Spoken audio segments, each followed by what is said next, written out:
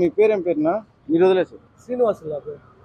అన్న 2024లో ఎవరికి ఓటేస్తారన్నా? జగన్మోహన్ రెడ్డి మా నాయకుడు. దేనికన్నా ఆయనకి? అభివృద్ధి బ్రహ్మాండ తిరుపతి అభివృద్ధి ఎంతో అభివృద్ధి చేసింది. ఉదాహరణ ఈ రోడ్డే కట్టి ముదిరే ఉంది ఈ రోడ్డు. అన్న ఇప్పుడు చంద్రబాబు నాయుడు నేను కూడా చేస్తాను అంటున్నాడు. చంద్రబాబు నాయుడు ఎప్పుడు చేసేది? ఇంకే మన జిల్లాకే ఏం చేయడు. జిల్లా ఇప్పుడు 14 ఏళ్ళు జిల్లాకి ఏం చేయడు. ఆయన నమ్మి ఊరు ఓటేస్తారు.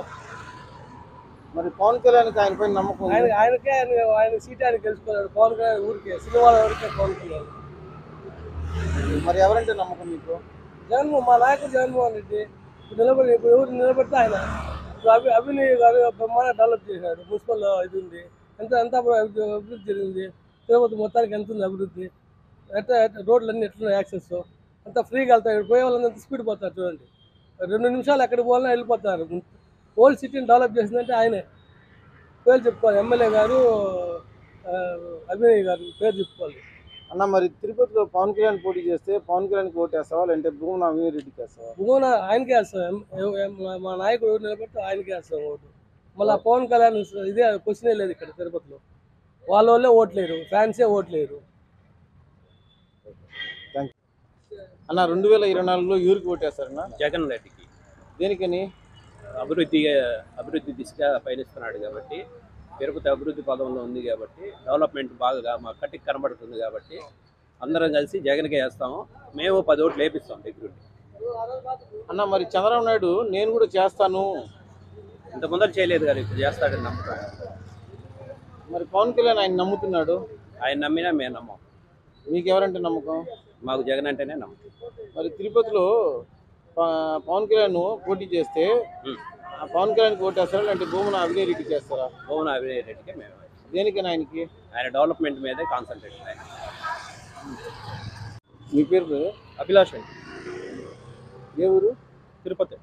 2024లో ఎవరికి ఓటేస్తారు? జగన్మోహన్ రెడ్డికి ఓటేస్తాం. దేనికైనా ఆయనకి? డెవలప్మెంట్ కానీ, అభివృద్ధి కార్యక్రమాలు కానీ, బెనిఫిషరీస్ కానీ చాలా ఇస్తున్నాడు.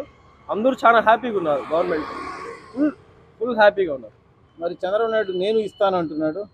ఆయన అన్ని చెప్పే అబద్ధాలు, ఎన్ని అబద్ధాలు చెప్పినా ఆయన తర్వాత ఇవ్వడు. ఏవి బెనిఫిషరీస్ ఇవ్వడు. ఆయన నమ్ముకుంటే ఓటే వేస్ట్.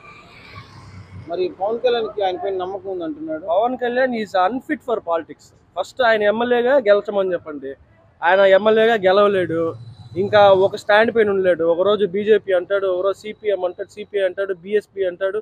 అట్లా అన్ని పార్టీలతో పొత్తులు పెట్టుకొని వాళ్ళతోనే మళ్ళీ గొడవపడి వాళ్ళతోనే మళ్ళీ ఇప్పుడు పొత్తు పెట్టుకునేసి ఏమి ఉపయోగమే లేదు పవన్ కళ్యాణ్ వల్ల అసలు. మరి మీకు ఎవరంటే నమ్మకం? మాకు జగన్మోహన్ రెడ్డి, అభినయ్ అంటే నమ్మకం.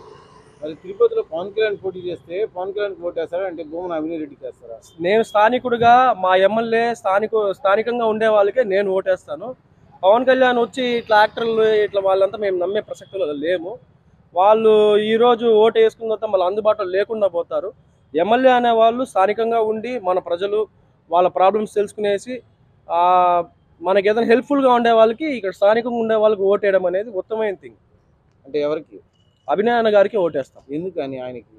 అభినయ్ అన్న గారు ఈ గత స్పాన్ ఆఫ్ 5 ఇయర్స్గా మన గవర్నమెంట్ గెలిచినప్పటి నుంచి ఈ లాట్ ఆఫ్ ఈ రోడ్స్ కానీ, రోడ్ డెవలప్మెంట్ కానీ, డెవలప్మెంట్ యాక్టివిటీస్ కానీ, ఫ్రీ లెఫ్ట్లు, ఫ్రీ రైట్స్ కానీ అన్న చాలా బాగా డెవలప్ చేసినాడు. మాస్టర్ ప్లాన్ రోడ్స్ అనేవి చాలా అద్భుతంగా ఉన్నాయి.